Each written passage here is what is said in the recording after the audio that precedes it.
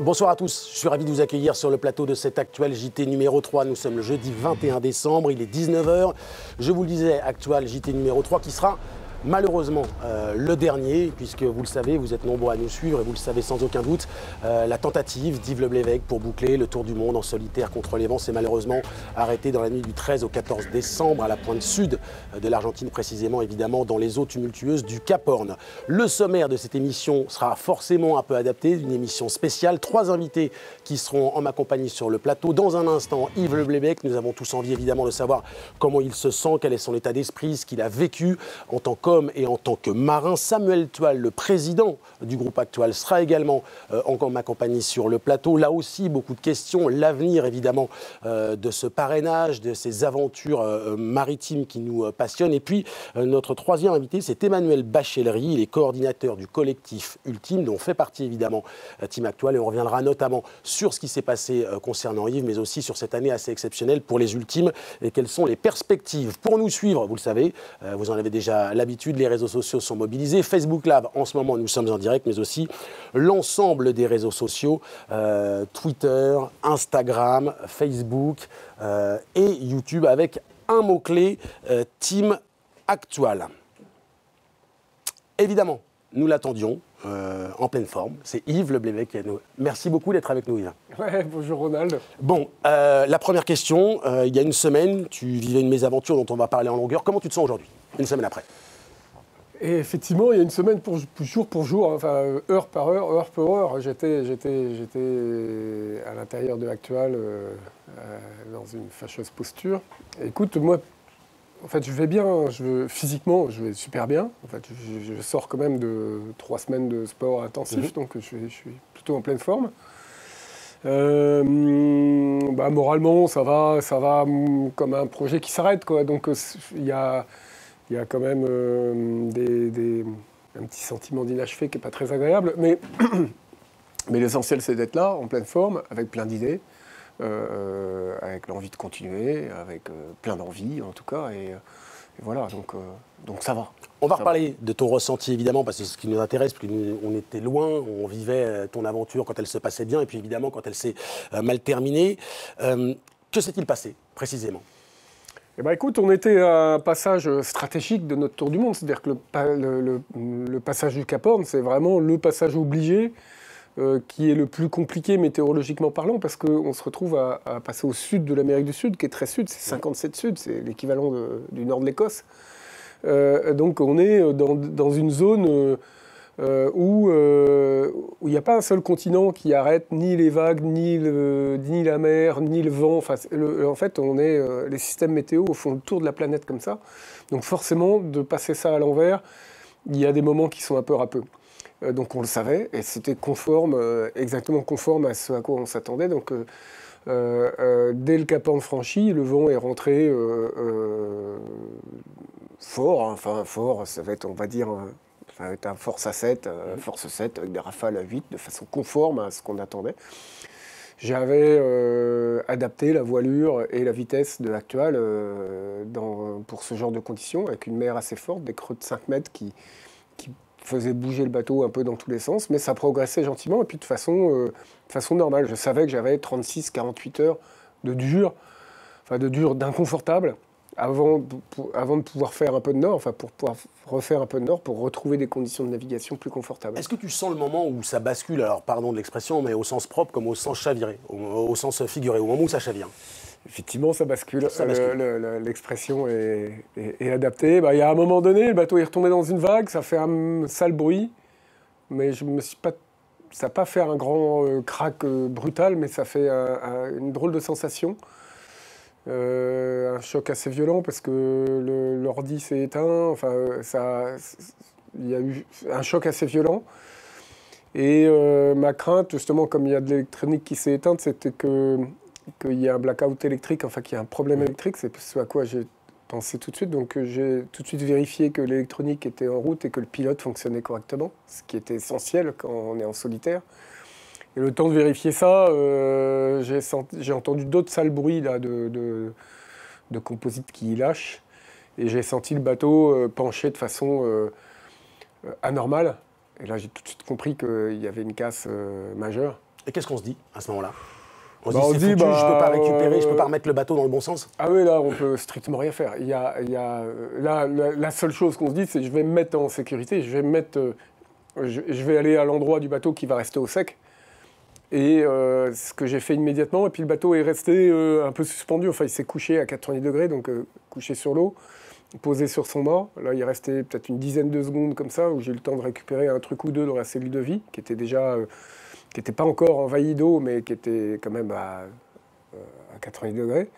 Et là, il y a eu un deuxième crack assez net, qui est probablement le mât qui a cédé. Et là, le bateau a fini de chavirer assez rapidement. Donc j'ai juste eu le temps de rentrer dans ce qui est l'intérieur de la coque centrale, qui flotte finalement assez haut sur l'eau, une fois à l'envers. Donc c'est un endroit qui est sec, mais c'est le cas de le dire, sens dessus-dessous. Est-ce qu'à ce moment-là, on a peur? Mal rangé. Non, pas du tout. Pas du tout. C'est juste que là, tout de suite, l'analyse, elle est évidente. Voilà, le truc, il est bâché. Le tour du monde, c'est fini. Ça s'arrête là. Et l'histoire, elle change de sens. C'est que maintenant, je vais m'occuper de moi. Enfin, je vais m'occuper de ma survie. Je veux dire, c'est le mot que j'ai c'est un mode survie. Tu rentres en Voilà, mode survie à ce moment-là. je ne suis pas du tout dans une situation critique, parce que le bateau, il flotte à l'envers, au sec. Je ne suis pas en train de baigner dans l'eau.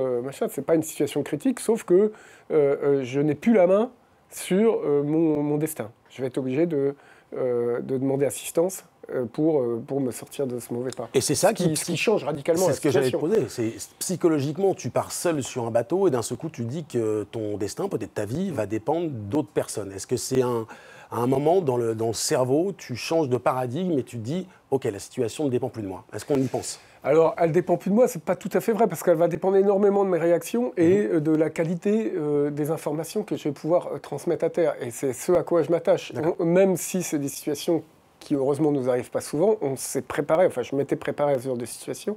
Et heureusement, on a du matériel de sécurité performant, dont je connais le mode d'emploi et que j'ai utilisé dans le bon ordre. Et ça, c'est important. Voilà, la situation, elle est complexe, elle est un peu critique, mais j'ai de quoi agir. Et donc, la première des choses, c'est mettre en place des balises de détresse, qui sont des balises par satellite, qui vont permettre de signaler à l'équipe à terre via les crosses, c'est-à-dire via le système mondial de détresse.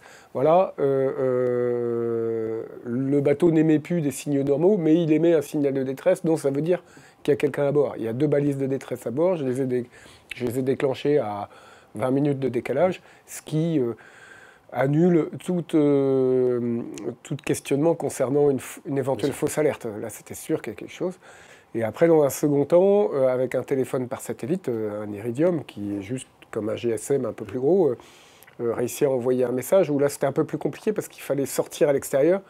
Et à l'extérieur, j'ai des trappes sur les coques qui permettent d'aller à l'extérieur, mais les conditions de vent et de mer étaient telles que dès que j'ouvrais la trappe, j'en prenais plein la figure. Le téléphone, il est moyennement étanche, il est étanche comme un GSM, quoi, et pas étanche.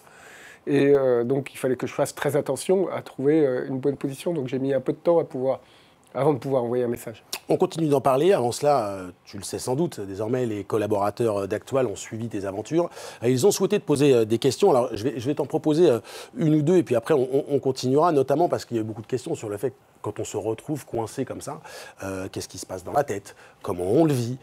Et on va te proposer une première question. Elle va s'afficher et tu pourrais y répondre. Voilà, Emmanuel Aumonier, le directeur commercial du groupe Actual. Qu'est-ce qu'on ressent quand on a déclenché ces balises de détresse avec un bateau à l'envers, seul au large du Cap Horn?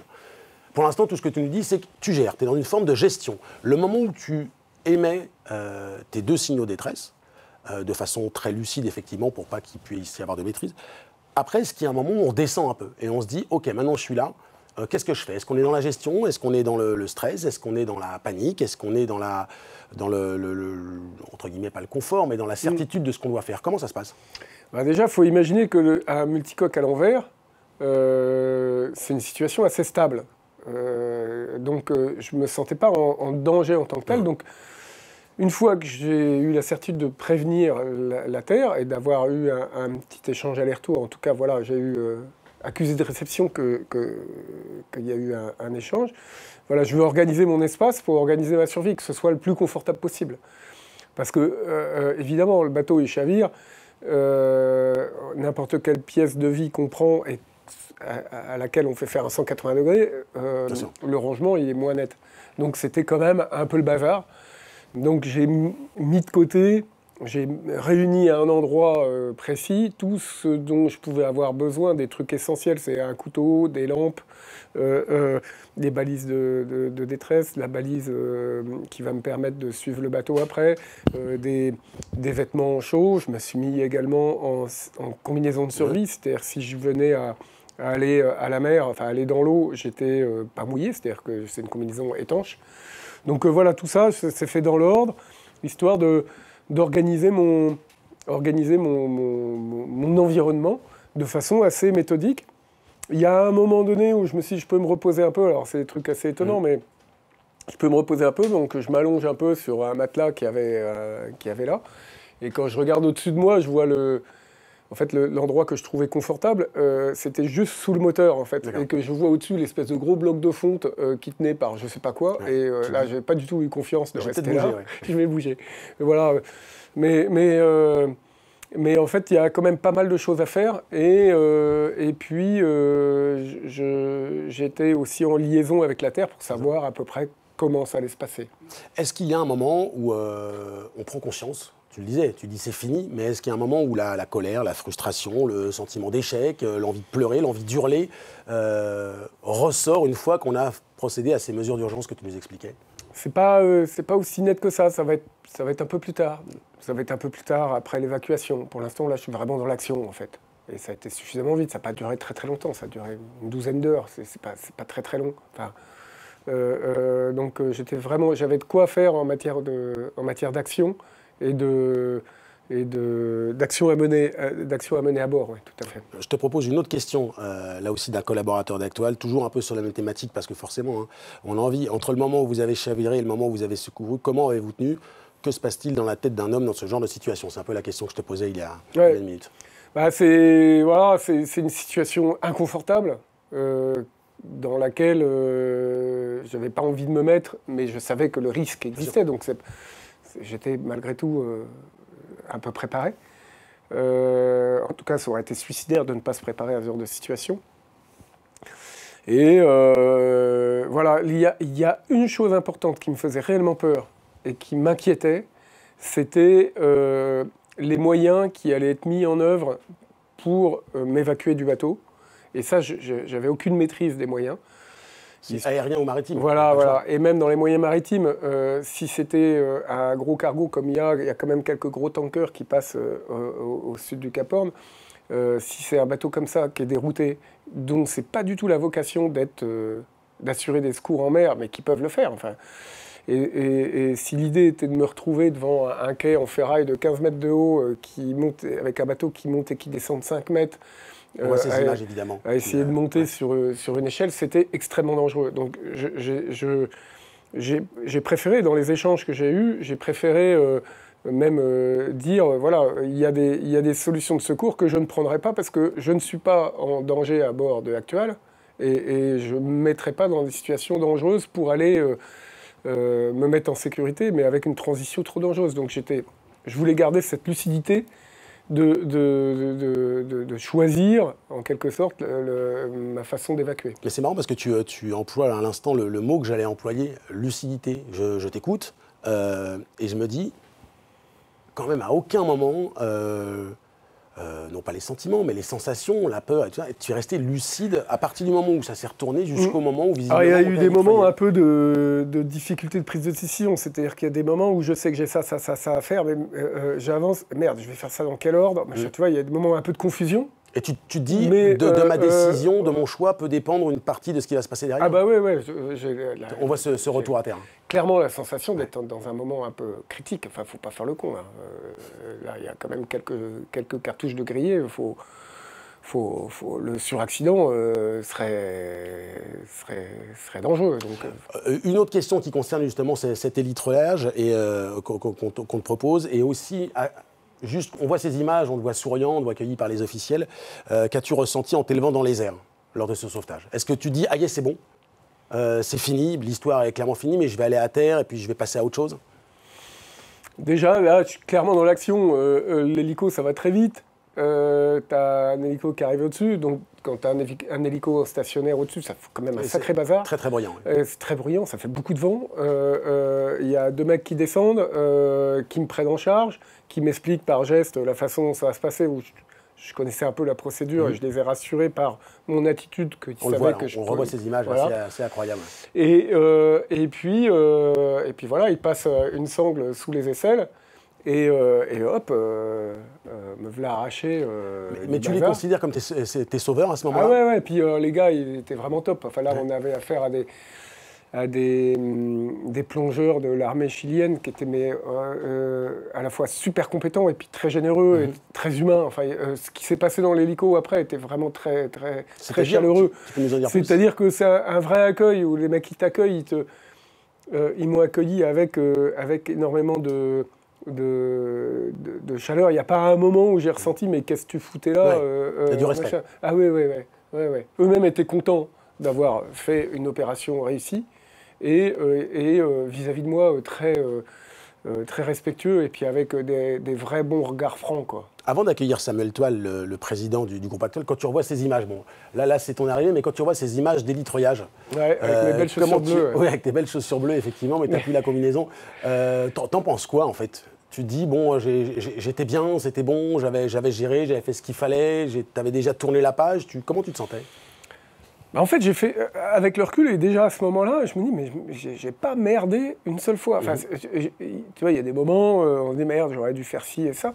Là, encore aujourd'hui, j'ai pas merdé. Enfin, tu vois, il n'y a pas eu, j'ai pas de truc à me reprocher parce que le bateau s'est cassé alors qu'il n'aurait pas dû. Mais c'était pas de ma faute, c'est pas parce que j'ai tiré dessus, c'est pas parce que j'ai fait une bêtise, machin. C'est un truc, ça s'est pété. Donc, ça, c'est un truc que j'ai eu tout de suite, quoi. Le seul truc, le vrai regret que j'ai, c'est d'avoir, quand j'ai récupéré, dans les 10 secondes pour récupérer le matos, j'avais un téléphone qui me servait d'appareil photo, où j'avais des super belles photos du Cap Horn quand j'avais passé quelques heures auparavant.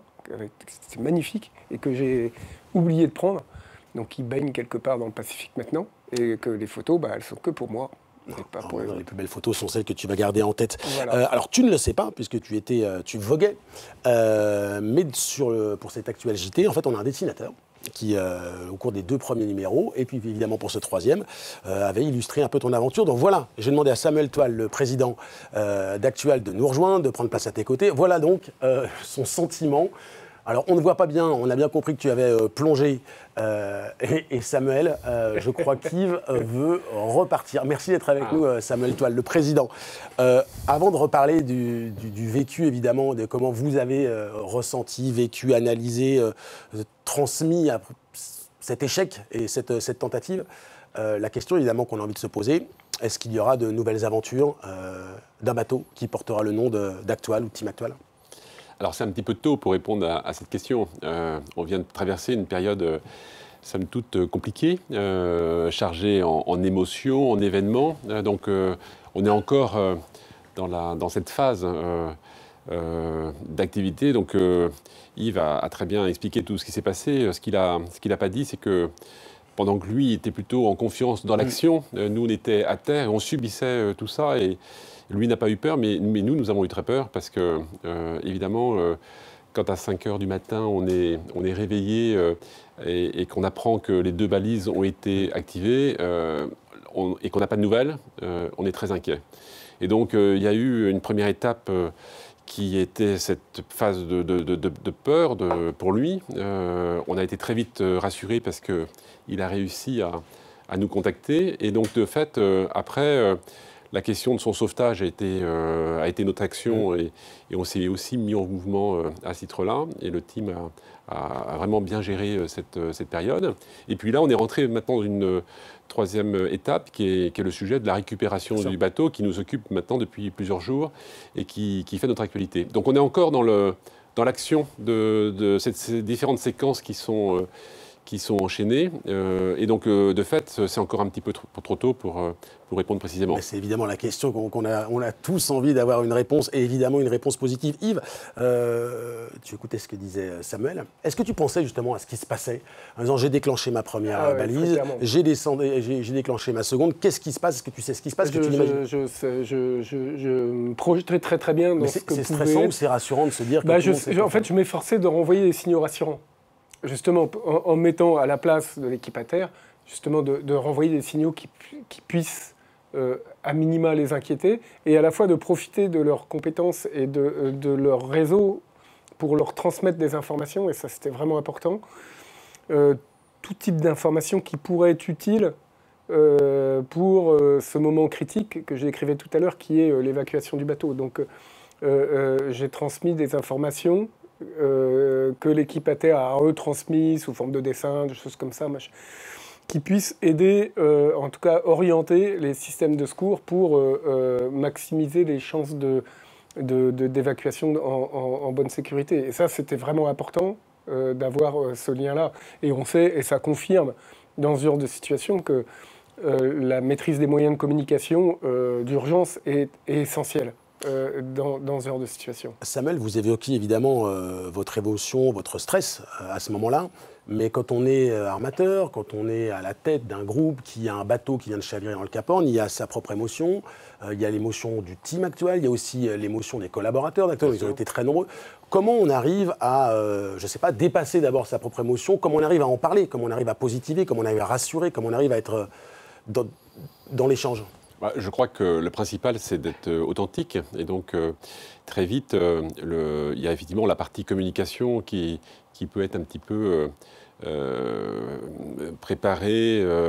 Mais en réalité, moi, ce que j'ai essayé de faire avec les collaborateurs, c'est de les tenir informés et de leur dire tout simplement la vérité. Donc, la vérité, c'est que pour nous, c'est évidemment un échec. On savait au moment où on a essayé de relever ce défi que ça allait être difficile. Et ce n'est pas une surprise que d'imaginer qu'un tour du monde à l'envers, en multicoque, en solitaire, soit quelque chose. On savait que c'était exceptionnel. Et donc, de fait, il y avait une part de risque qui était raisonnée et maîtrisée.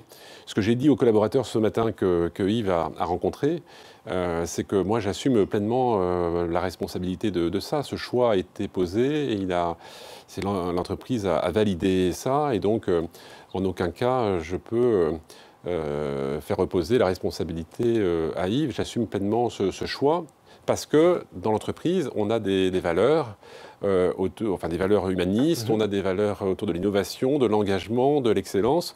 Et je trouvais que ce projet incarnait tout simplement ça. Yves est un garçon qui est juste exceptionnel dans sa discipline. Il l'a montré encore même dans cette période difficile. Le côté humain a été très, très fort dans cette aventure. L'innovation, le côté expérimental et le fait d'aller sur des terrains de jeu que d'autres n'osent pas expérimenter, on a ça dans l'ADN de l'entreprise.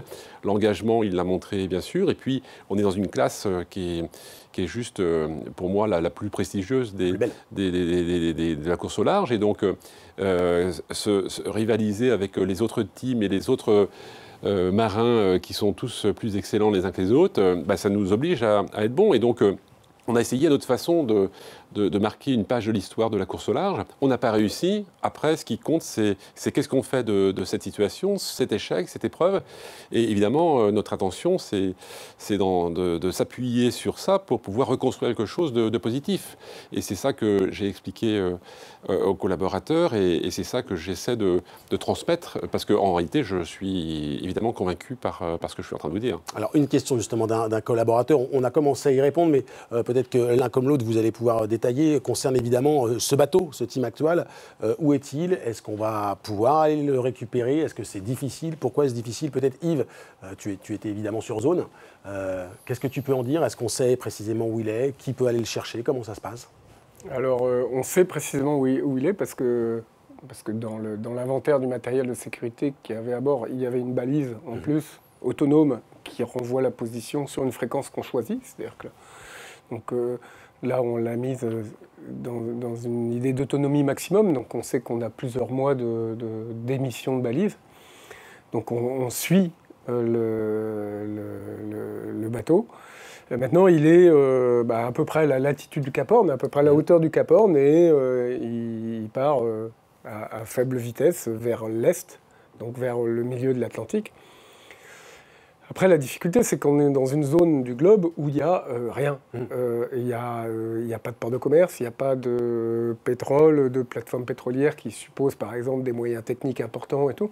Il n'y a pas de bateaux costauds sur place qui peuvent permettre d'intervenir. Donc, on cherche encore, et on a des solutions d'affréter des bateaux qui pourront permettre d'atteindre le bateau et de le remorquer pour le ramener. Mais c'est vraiment compliqué, il n'y a pas beaucoup de choix. Et puis aussi, on ne va pas se lancer dans des opérations qui pourraient risquer des suraccidents ou mettre en danger il ne faut pas faire n'importe quoi. Donc on est dans des zones, et c'est assez étonnant aujourd'hui de dire ça, on a l'impression d'être sur une planète qu'on maîtrise parfaitement, mais on a des vraies zones d'ombre sur notre planète, et là on y est dans des zones où il n'y a vraiment pas grand-chose. Et on va en parler dans un instant avec notre troisième invité, Emmanuel Bachellery, il est coordinateur du collectif Ultime. Samuel, ça reste un objectif de récupérer Team Actual aujourd'hui ? Malgré, oui. Voilà, c'est pas un objectif à tout prix, mais ça reste un objectif. Alors, ce que l'on sait, par contre, précisément, c'est que le bateau est quand même très abîmé et que l'idée de le récupérer pour le remettre en l'état, pour repartir sur un projet sportif, n'est pas du tout à l'ordre du jour. Donc, l'idée est plus, effectivement, de le récupérer pour pouvoir en faire un traitement adapté. Mais, clairement, l'histoire d'Actual de la course au large sur ce bateau, c'est clairement terminé. Donc après, il y a éventuellement une autre page à écrire. Et effectivement, avant de l'écrire et d'y réfléchir, l'important, c'est de traiter cette séquence définitivement. Très bien, merci à tous les deux. Vous restez évidemment sur le plateau de cette Actual JT. On va vous entendre sur d'autres thématiques. Et c'est Emmanuel Bachellery, qui est coordinateur du collectif Ultime, qui va prendre place à côté de Samuel Tual. Une année extrêmement riche. Merci d'être avec nous. Une année extrêmement riche pour les Ultimes. Avant d'en parler, quel regard vous portez sur la tentative, certes avortée, mais la tentative d'Yves ? Bon, je lui avais dit avant qu'il parte, je lui avais dit c'est un projet fou, mais c'est un projet qui... 5 marins seulement l'ont réussi.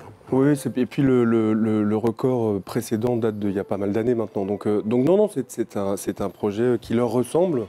Et à partir du moment où un projet ressemble à ceux qui le financent et à ceux qui le tentent, voilà, il faut simplement... Il n'y a qu'un mot qui vient à la bouche au départ, c'est respect. Je lui avais dit d'ailleurs à plusieurs reprises avant qu'il parte...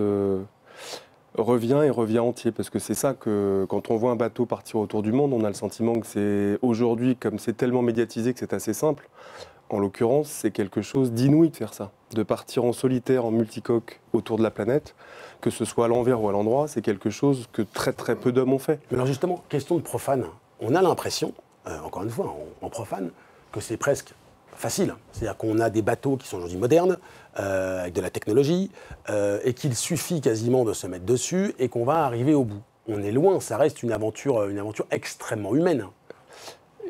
Elle est humaine, elle est sportive, elle est d'aventure. Il y a infiniment plus d'hommes qui sont partis et montés sur la Lune que d'individus qui ont bouclé un tour du monde à la voile, en solitaire. Donc c'est quelque chose, encore une fois, la médiatisation croissante fait que on a le sentiment que c'est simple, que bon, ils sont un peu aventuriers, ils sont assez costauds. Ils sont un peu fous, oui. Ils sont un peu fous, mais bon, ils vont nous raconter des belles histoires avec des icebergs, des albatros, 3 océans, enfin.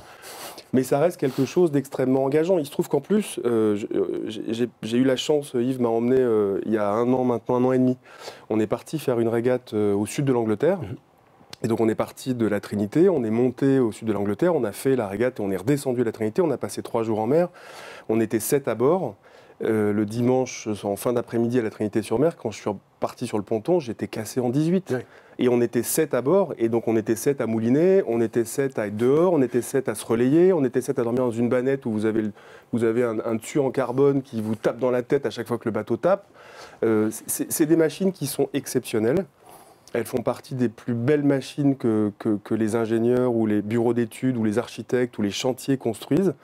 On a la chance en France d'avoir la quintessence de ces machines, mais c'est pas du tout, c'est absolument pas anodin de partir faire ça. Je pense qu'il va regarder le souvenir de me voir en train d'essayer de mouliner sur Team Actual avec beaucoup de difficultés.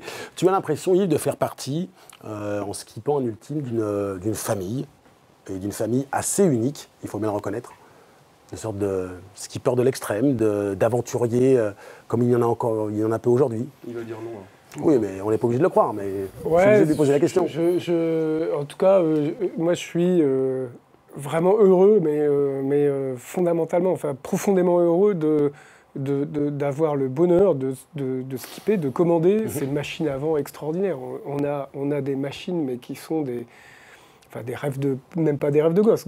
J'imaginais pas une seule seconde même naviguer, mettre le pied sur ce bateau-là. Aujourd'hui, je suis skipper de bateaux comme ça. La nuit, je rêve d'être skipper de l'Actual. Et Samuel, est-ce qu'il rêve toujours d'être... Non, mais sur le sujet de la famille, moi, ce que je peux dire, c'est que à cette occasion, je me suis rendu compte que le terme collectif ultime avait un sens particulier, parce que cette famille, dans l'épreuve que nous avons traversée, a été très solidaire. On a reçu des messages de soutien, des propositions d'aide de la plupart des teams. Et donc, de fait, le collectif tel qu'il est structuré aujourd'hui, ça a vraiment un sens.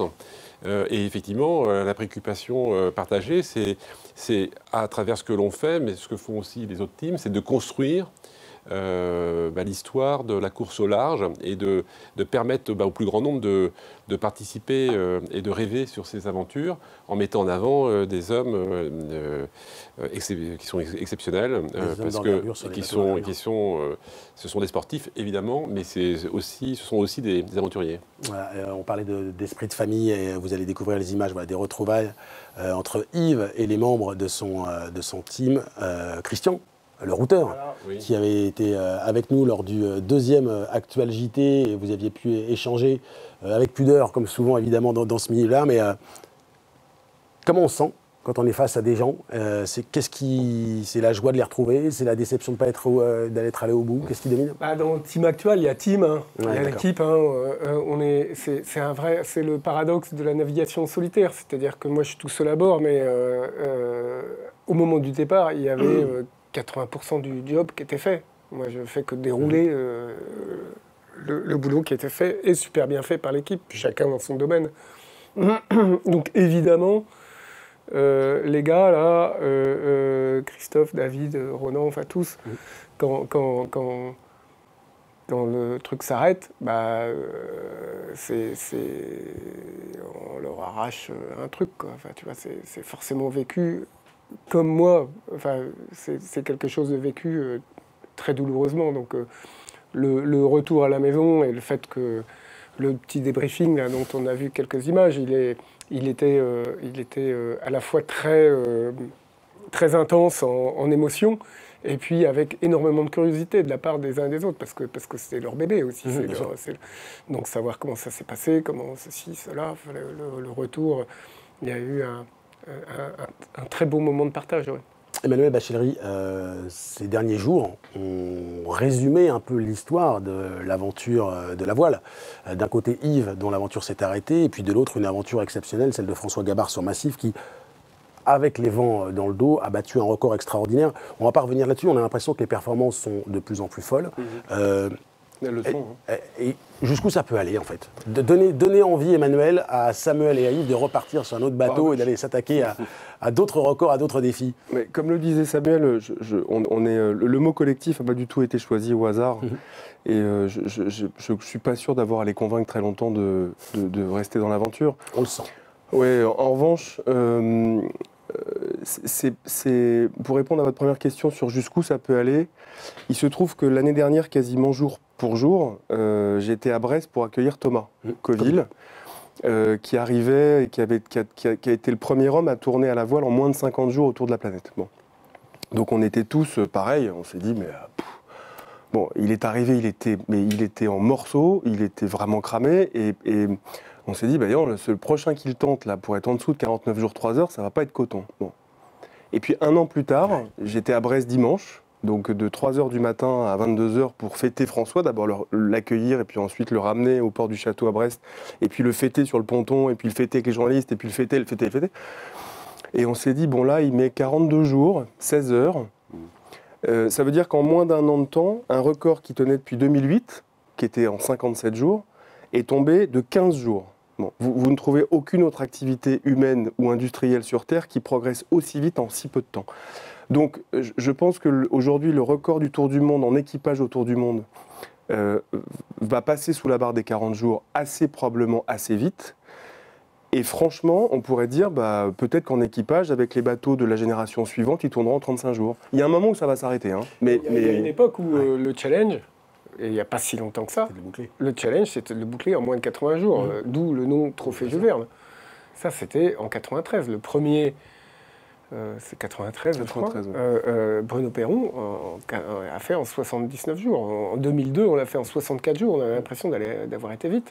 Tu parles de ça, Yves, mais quand tu écoutais Emmanuel Bachellery, et je voyais ton œil me regarder, et tu voyais les records qui tombent, les performances qui s'améliorent, et je voyais l'œil qui frisait. Ça démange un petit peu quand même. Bah oui, ça parce qu'on est là, c'est notre effectivement, ça démange. Je ne peux pas t'en dire plus. Samuel, je vais poser peut-être pas la question de la même façon, mais est-ce qu'on y pense vraiment? Est-ce qu'on peut, on va bientôt se quitter, on va bientôt vous libérer, mais voilà. Pas de réponse évidemment définitive, mais on sent quand même que l'envie de poursuivre l'aventure sous une nouvelle forme, avec un nouveau bateau, peut-être d'autres défis, elle est là quand même.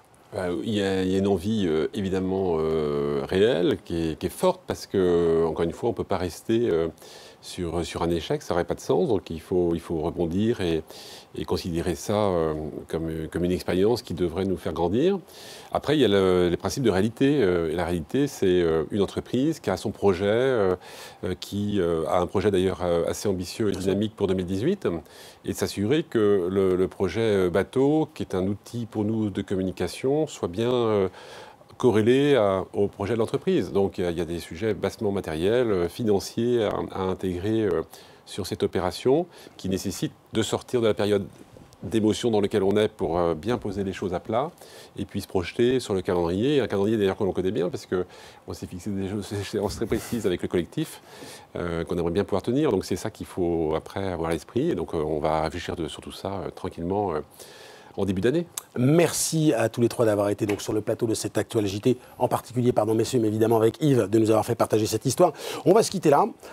Vous pouvez suivre les aventures de Team Actual, toutes les informations notamment où se trouve le bateau, ce qui se passe et puis l'actualité évidemment du groupe Actual sur les réseaux sociaux. Vous en avez désormais l'habitude. Je vous rappelle le mot-clé Team Actual, Actual Ultime sur Facebook, sur Twitter, sur Instagram, sur YouTube. Évidemment les sites officiels du groupe. On va se quitter là. Merci encore une fois messieurs. On espère vous revoir pour déboucher le champagne et fêter un record, quel qu'il soit.